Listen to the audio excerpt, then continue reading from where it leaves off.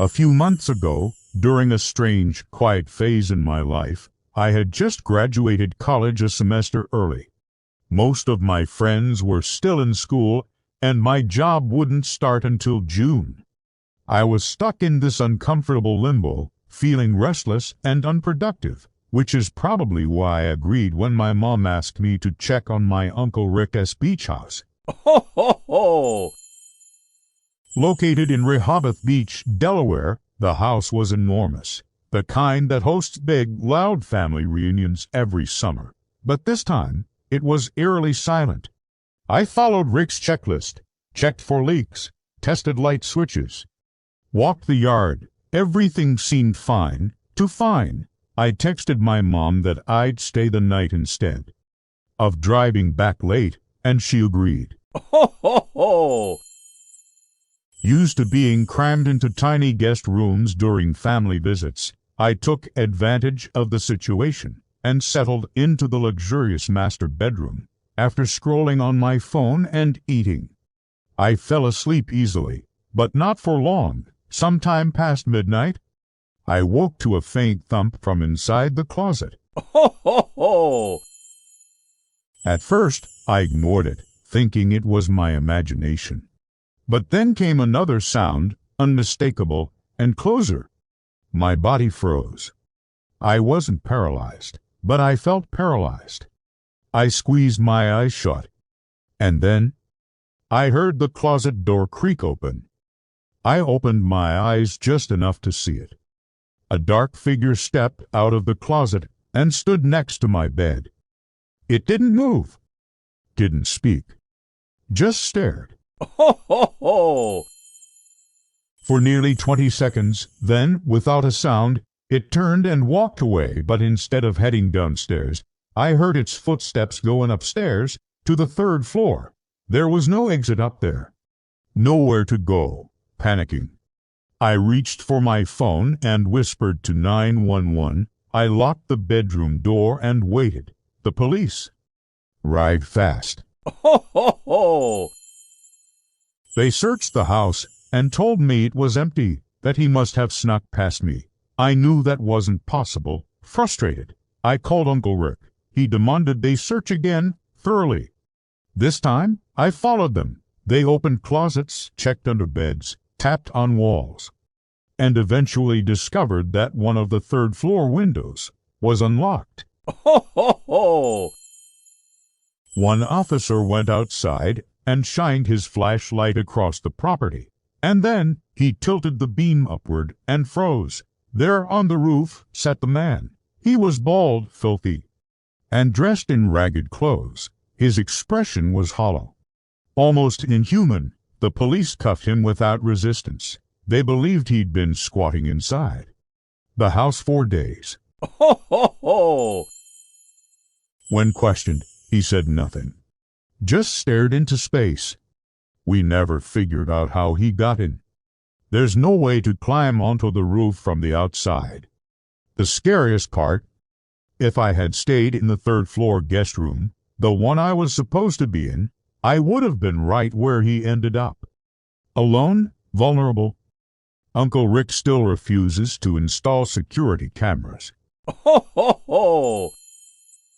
And every so often, when I close my closet door at night, I wonder what would have happened if I hadn't woken up when I did. Ho, ho, ho! My friend Mike owns a stunning beach house on the Jersey Shore, a massive, family-owned place that's been passed down through generations. With most of his family living across the country and his parents too busy to visit, the house mostly sits empty.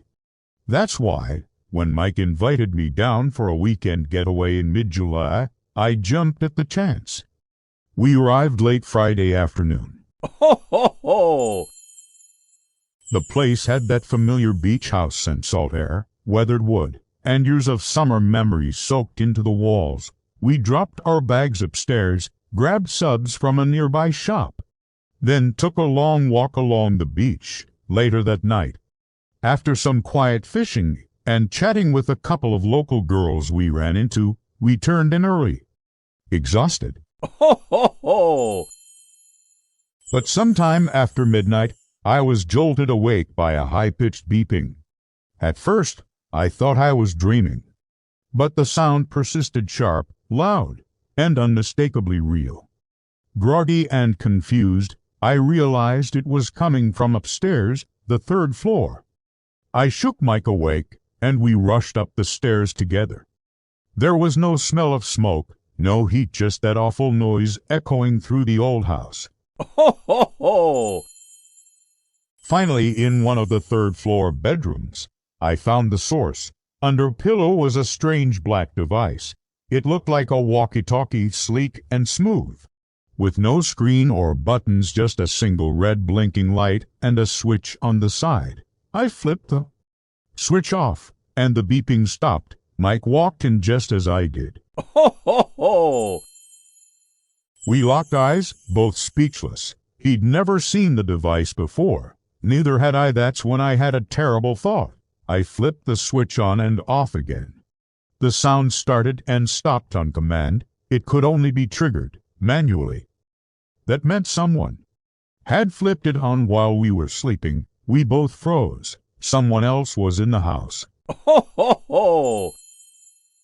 Panic hit. Mike immediately called the police. I locked the door and pushed furniture in front of it. We waited, hearts pounding, until flashing red and blue lights lit the windows. The police arrived and told us to wait outside while they searched the home. What they found chilled us to the bone. Every single third-floor window was wide open. Drawers were yanked out. Mattresses flipped. Ho, ho, ho! The room where we found the device was completely ransacked. But it hadn't looked like that when we were up there. There were no fingerprints, no signs of forced entry, and no one was found. The officers locked the windows and told us to call again if anything else happened.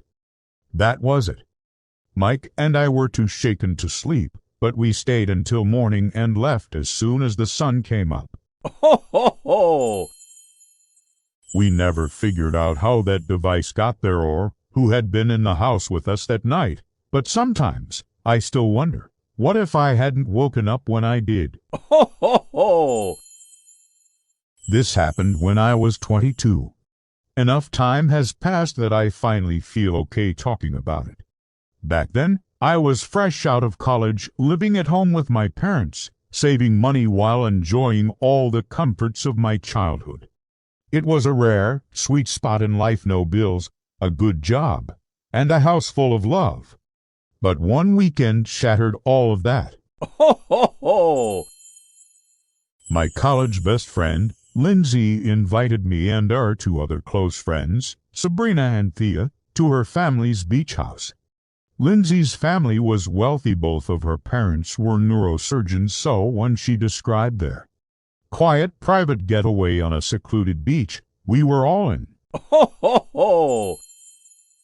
And when we got there, the house was even more incredible than I imagined, sleek, modern, and sitting right on the shore like something out of a magazine. We decided to sleep together in one room, the kids' bedroom, with 2 sets of bunk beds. It felt nostalgic, like we were trying to relive our college days one more time. Ho, ho, ho!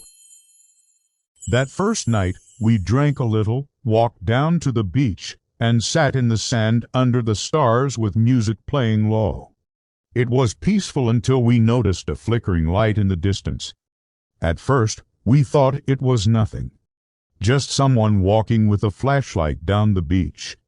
But as it got closer, we saw 3 guys, around our age, casually strolling toward us. Ho, ho, ho! They seemed friendly. We chatted for a bit, and eventually they sat with us. They had beer, we had seltzers, and the 7 of us talked, laughed, and drank together. It all felt easy, safe. Eventually, the guys invited us back to their rental house.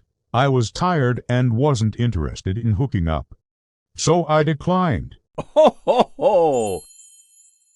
My friends wanted to keep the night going, so they left with the guys while I walked back to Lindsay's house and went to bed.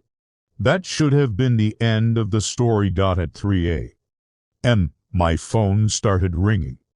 It was a FaceTime call from Lindsay. Groggy, I answered, and what she screamed into the phone woke me like a bolt of lightning. Ho, ho, ho! They took them. Thea and Sabrina, they took them.